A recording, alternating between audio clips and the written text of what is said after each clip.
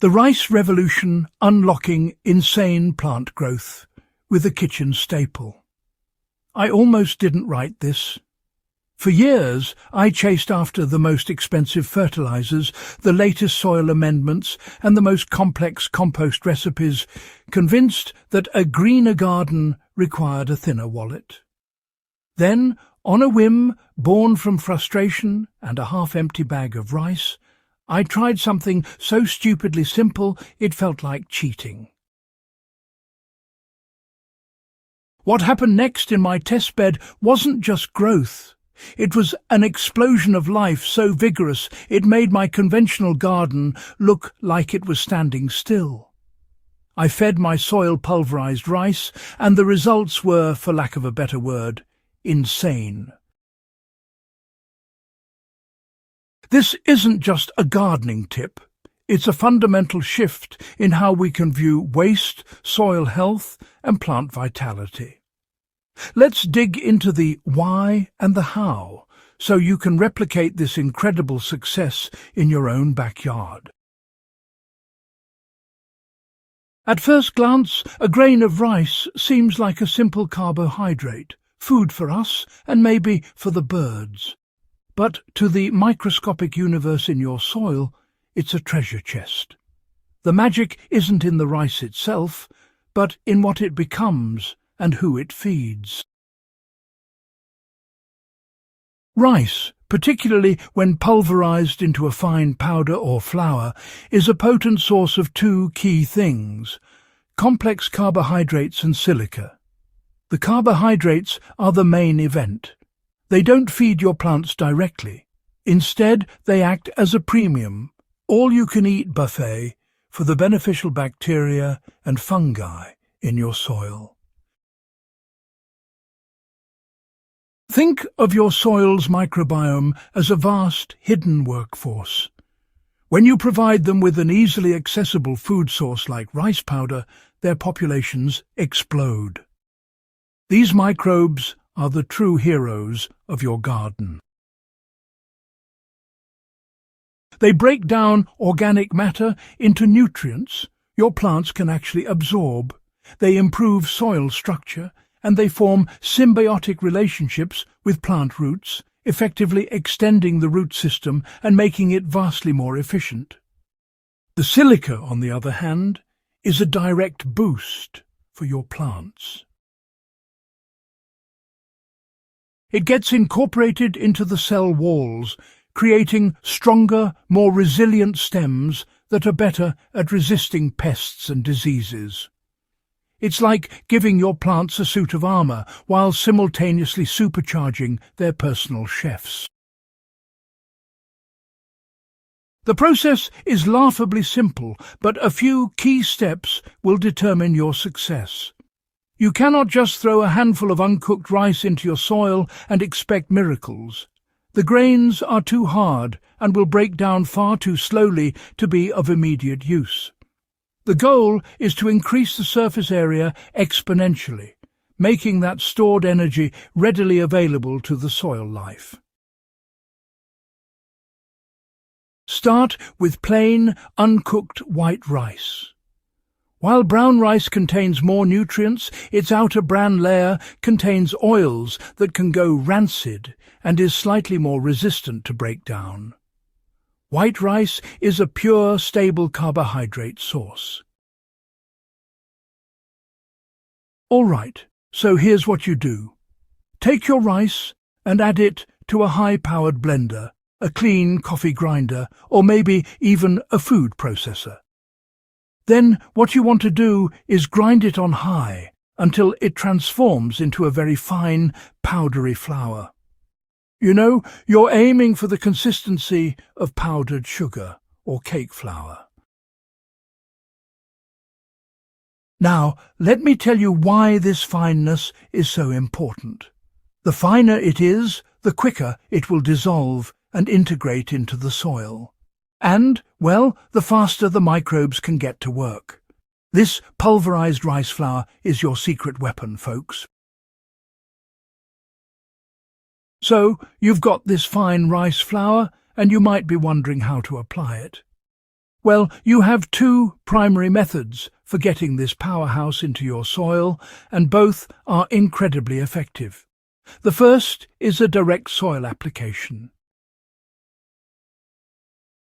For this, you simply sprinkle the rice flour lightly and evenly across the surface of your soil. A little goes a very long way. I use approximately 1/4 to 1/2 cup of rice flour per 10 square feet of garden bed. Once it's sprinkled, gently scratch it into the top inch or two of soil with a hand rake or your fingers.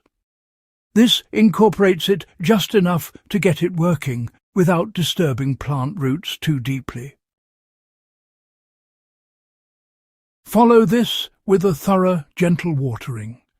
The water helps activate the microbes and begins the process of breaking down the flour. The second method, and my personal favourite for a quick-acting boost, is to brew a rice tea. This creates a microbial-rich liquid that you can water in, delivering an instant shot of energy to the soil food web. The formula is straightforward. Take 1 cup of your pulverized rice flour and mix it with 1 gallon of lukewarm, non-chlorinated water. If you only have tap water, let it sit out for 24 hours to allow the chlorine to evaporate. Stir the mixture vigorously until the rice flour is fully suspended. Then cover the container loosely.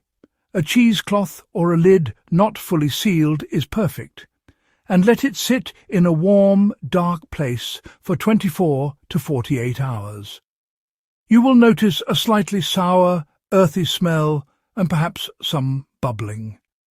This is a good sign that fermentation has begun and the microbes are multiplying. After it has brewed, you can use it immediately. There is no need to dilute it further. Use this rice tea to water your plants at the soil level, giving them a massive infusion of beneficial life. The results are what will make you a believer for life. You know, I started seeing changes in my test plants within just a week.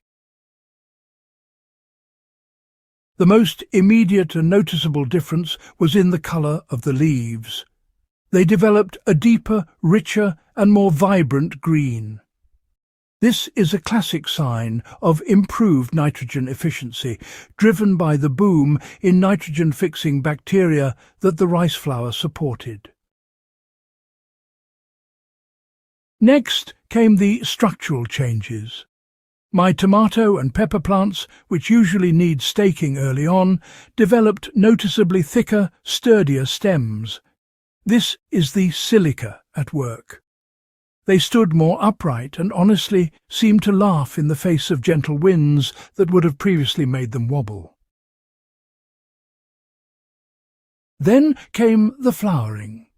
The plants treated with rice flour produced more flower buds, and those buds held on better, leading to a significantly higher fruit set. The overall vitality was just different. The plants seemed more resilient, more robust, and simply happier. It was as if I had unlocked a new level of plant health I didn't know was possible with such a simple input.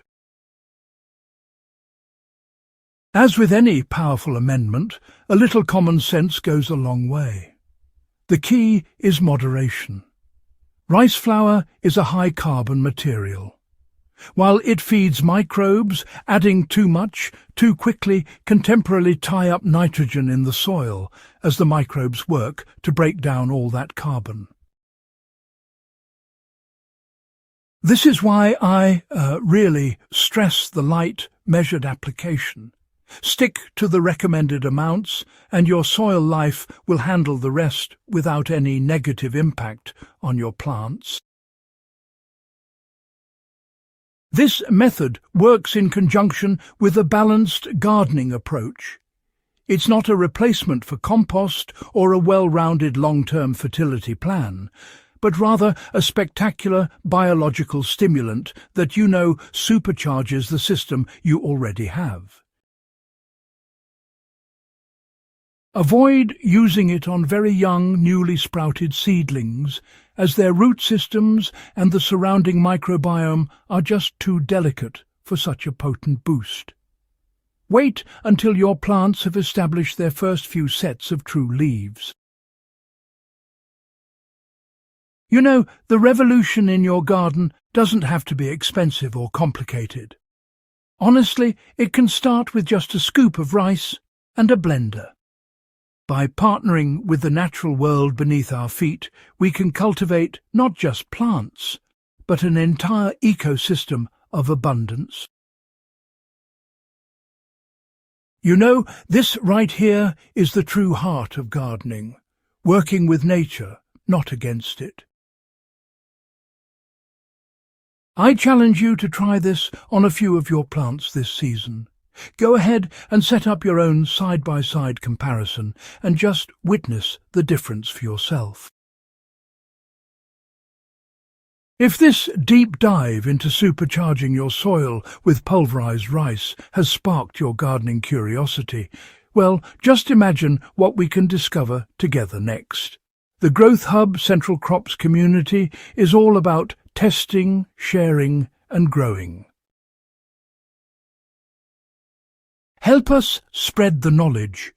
Hit that subscribe button, share this with a fellow gardener, and let us know in the comments what incredible results you see. Happy growing!